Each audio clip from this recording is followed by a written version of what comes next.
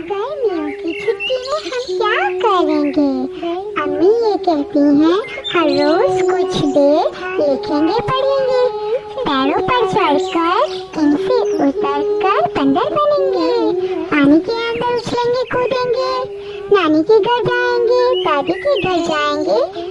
खाला के गांव में टांगे पर बैठेंगे, पैदल चलेंगे, बागों में जाकर सब्जी भी लूटेंगे, मस्ती करेंगे,